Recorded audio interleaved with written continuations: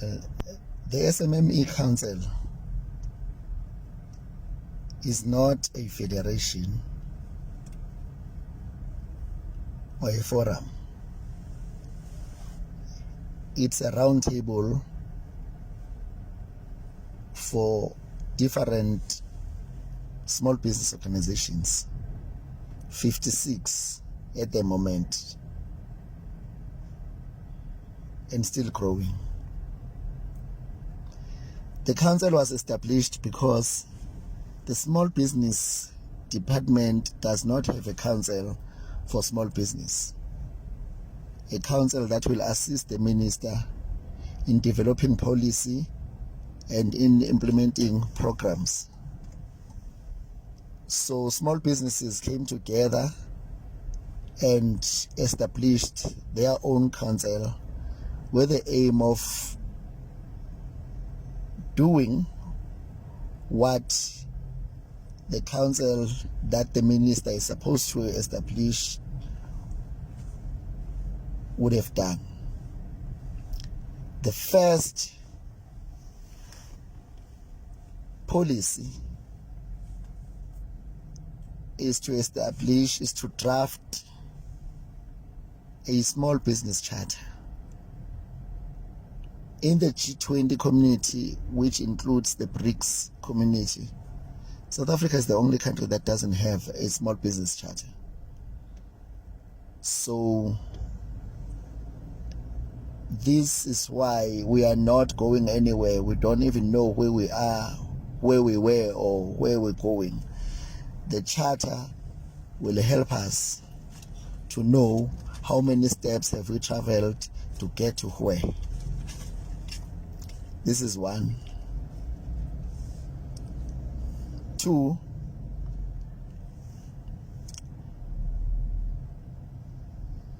the council has established or developed what we call, it's a graduate small business to corporate policy, which is what everyone is fighting for now. We have the industrialization of townships and rural areas policy, which is what we are now fighting for vigorously. All these policies have been submitted to the Minister of Small Business Development, and there's been no response from the department. So currently it's just business as usual with the minister. It's like giving people in the township small businesses and not empowering them, and expect them to swim themselves out of a swamp that has been created by this very government. So what is happening currently? We have different programs. One, we want the minister to host a small business charter summit where all businesses from all angles will come and contribute to the charter. What we have drafted now is just a skeleton, so we need to put flesh to bone and let it live. 2, we want the industrialization of townships. There are different measures that we have put in place. One of them, we want the BEE Commission to work with us in this regard. What we are trying to avoid is what is currently happening. When we have an office in the township, you are regarded as inferior by everyone in the supply chain, so they don't take you seriously. They will rather give business to the one who has an office in town, because there's this perception that they will be able to deliver. So what do we want? We want government to change this notion. We want government to continue with its BEE scorecard, the 10 to 20 points. So let's say I, for one, have an office in town. Let's just say I had an office in town. I would get my BE points. I would get the 80% or 90% points for pricing when I'm applying for a tender. Get my 20 or 10 points for the BE status. Then someone who has an office in a township or a rural area will also get the same. But let's just say I'm better in pricing. They will get their 87%, for instance, then get their 10 to 20 BE points, but they must also get additional BE points for being located in a township. In this way, we will be able to drive investment in a form of tenders to townships. This will then trigger exodus of development in townships. The developers or whoever will then build offices in townships. They will then build flats or houses, better houses in townships. Investors will be able to build their firms in townships, because now they have confidence that townships can be able to host offices without any violence. That's what we want. 2, we have malls that are being built in townships.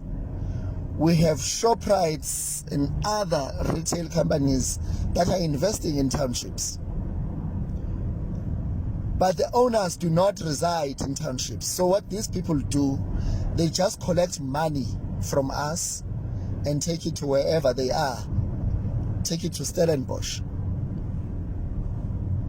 This cannot be. These people come to townships with one thing in mind. That is to completely crush small businesses or black-owned businesses in townships.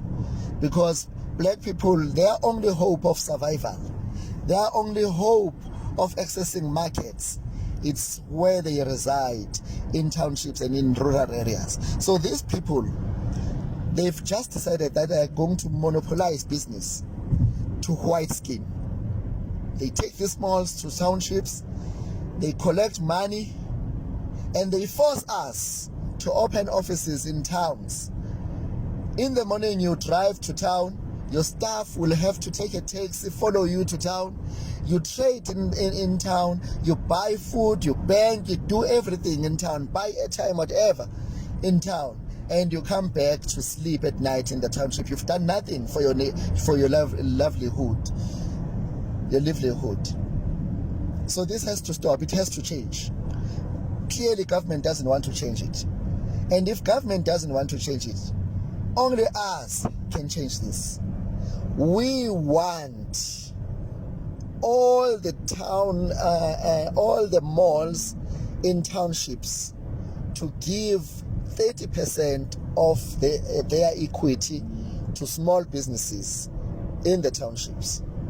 We want all these shops, the time has come for ShopRite and Checkers to decentralize their shops and allocate 30% to township-based businesses. 30%. We are not talking about 100%. We are not talking about 51%. We're talking about 30%. We want to make sure that when we go to these malls to shop, at least something must remain in our area. Because as I said, these people are just collecting this money that we wake up, go to town and work hard for. They don't want it to develop us. This has to change. You see companies digging in townships, companies building tar roads in townships, companies building, say it, electric, what is it?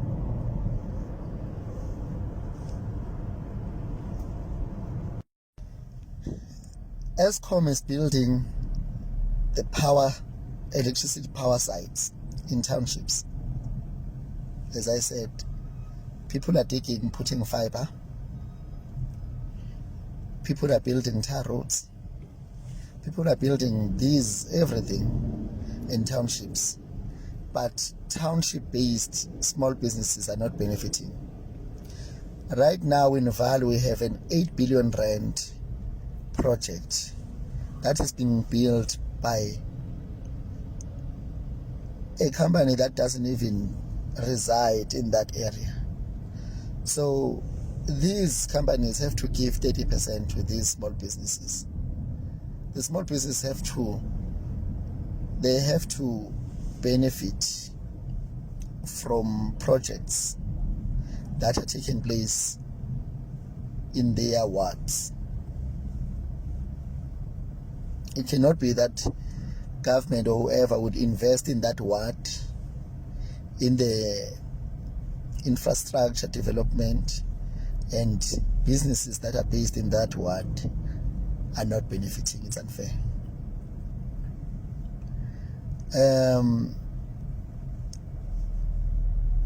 Again, when you talk about rural development, government talks about traditional or tribal lands as if only a chief resides there, but we have millions of people that reside there. What is happening currently? Government is only providing water and electricity. Government is providing services that generates revenue for government. Government knows that it will benefit, but things like building schools and clinics in these tribal lands, government is not providing that. We are not talking about service delivery, we are business people. What we are saying is that there are people that are residing in these areas that are business people. They do not have access to institutions such as SEDA and SEFA. We want SEDA and SEFA to be based, to be visible, or to have offices in those tribal lands. They must support these people. We have an opportunity in South Africa to build the entire world in one country. You know, in tribal lands we can build our own Dubai. But Dubai was built by people, and we need to support these people to build their own Dubai in their own lands.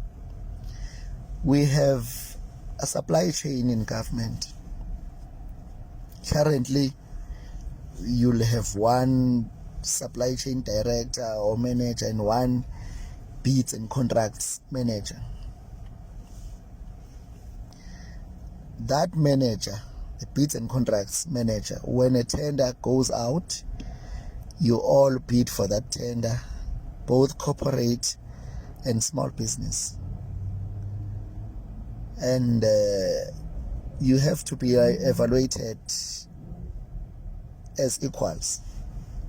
You have companies that are more than 125 years old, corporate companies that have people that are employed only for tenders.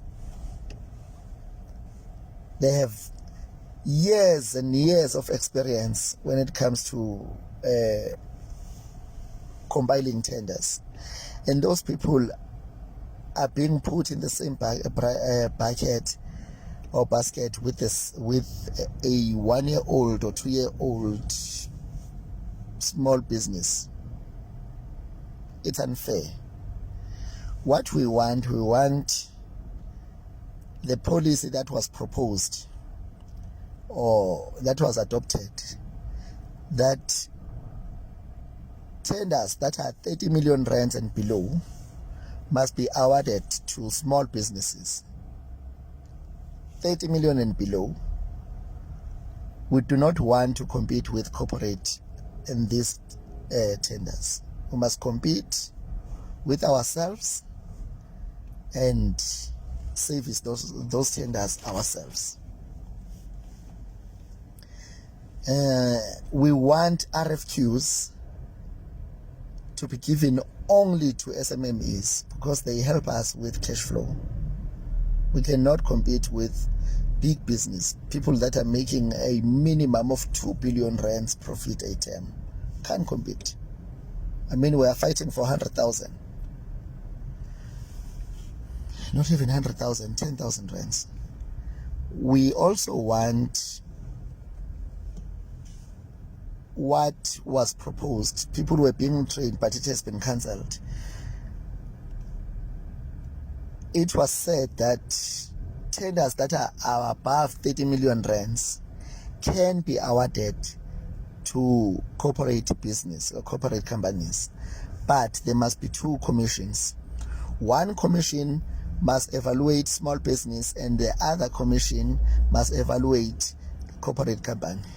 The corporate commission must award to one company and the small business commission must award to a minimum of 2 small businesses. The two, the corporate company and the SMMEs, must then be forced into a joint venture, meaning that when an SLA is drafted, it should be a joint venture SLA and not just your normal SLA. And the SMME or the corporate company must then report to government on how much it has supported the two SMMEs with and what skills did it transfer to the two SMMEs. And the SMMEs must then report on how much support they received from the corporate company and what skills they acquired, and as a result of the joint venture, how many people did they employ. We want this to be brought back. And what we want to change, we want the SLA, government SLAs to change. This policy of holding prices valid for 12 months is unfair. Yes, it's fair to a corporate company because these people can buy in bulk, keep stock, trade, and still make huge profits. But a small business buys as per demand. When government places an order, they then go and purchase because they do not have money to procure in bulk. We want this to be changed because this SLA currently, it's a one size fits all. You cannot draft a stationary contract SLA the same way you draft an IT contract SLA. IT prices are valid for 1 day. We have a SITA contract which holds prices valid for 3 months and not for 12 months. This contract is designed to massacre small business. We want it changed. These prices must be reduced to 90 days and not 12 months. And what we want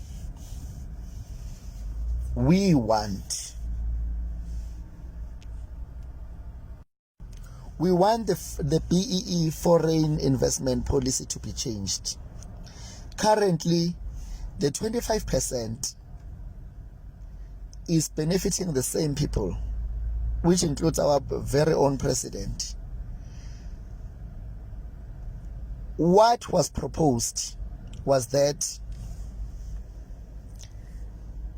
the international or foreign investors must not look for a black partner in the already empowered black business owners, What was proposed was that foreign or international investors must work with SEDA to source BEE partners to whom the 25% will be donated. What was proposed was that SEDA must select 5 companies that will share in the 25%, which means each company will be given 5%, and it will only happen once. Once a company has been empowered, they must be removed from the database and select other companies that have not been empowered. In this way, imagine owning 5% of Coca-Cola. Small business will be graduated to corporate faster than we could ever think. This corruption that people must fight for power to get access to this 25% must be stopped. If we are serious about building our economy, we must grow small business. Small business does not have funds to buy technology in order to operate. So what they do, they employ people, and those people are then removed from the basket of unemployment. So if government is serious about job creation, then government will then invest in small business. But not just any small business. The small business that must be given this 5% is small business that is located in townships and in rural areas. Only that way we will be able to industrialize our townships and our rural areas. We should not treat our people, which are in majority, as nothing but animals. It's unfair, it's uncalled for, it's evil of our government. We want this to stop. That's what the SMME Council is about. Currently, the president has its own business delegation. So, government has a budget. It allocates this budget to the presidential business delegation. We do not want corporate business to talk on our behalf. They do not know what we are going through. Government should have its business delegation, and government must have small business delegation when the president is traveling abroad. We want to have our own gala dinner where we will meet with other SMMEs from other countries and discuss challenges, discuss opportunities, sign agreements, investment agreements between ourselves. We want government to travel with us. We cannot be treated like a secondary human beings. We are not. We cannot be treated like retards, as we are currently by this very government. We want to have a seat at NEDLAC, a small business. Government, labor, and business, corporate business, negotiated the minimum wage between themselves, and they agreed on a minimum wage without taking small business into consideration. We want that minimum wage to be opened again. We want a clause for small business. The minimum wage cannot be a one-size-fits-all. A company, a small business that is based in Standerton, Sakile Township, cannot afford to pay 3,500 to an employee. Even ShopRite and others are not paying 3,500 to their employees. They're paying 1,500, 1,700. So why must we be compelled by government to pay 3,500? This government has only one policy. They say one thing and do something else. They have one thing in mind, and that is to shut down competition, because they are swimming in the same pool with the corporate owners, with the likes of Rupert's and so forth. We know this. It's a public knowledge. So they cannot use us to feed the hunger of these vultures. And we will not allow them to destroy us. And we will not allow government to condemn us as black people in townships and in rural areas to eternal poverty. We cannot allow this. We need government to work with us. The time has come. People have freedom.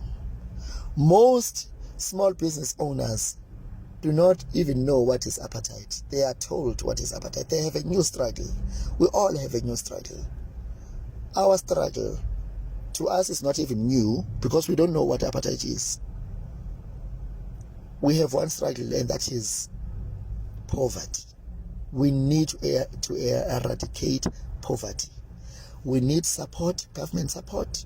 We need business support, which is why, again, we are calling for a central supplier database for corporate companies. Small businesses are not doing business with corporate companies. Corporate companies are doing business between themselves.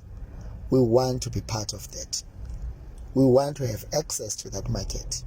And so we need to have not the current paid corporate supplier database. No, we want them to access us on a free central supplier database for corporate business.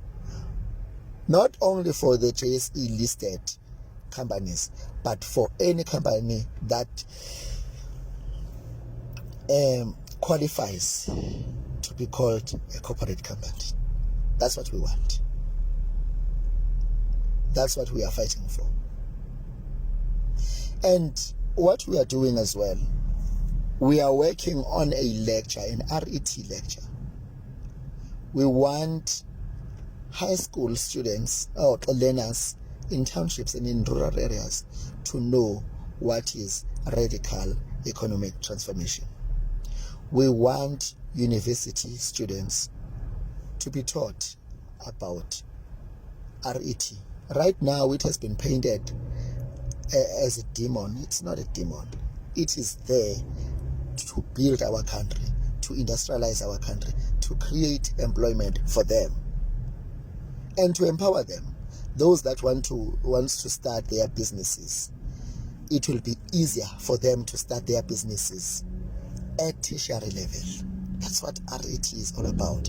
We are planning these lectures, working together with student formations and big business that is pro South African development agenda. We'll be hosting these in all 26 universities. We want to educate the world about RET. We do not want the greedy corporate owners to massacre this very noble project that we have started.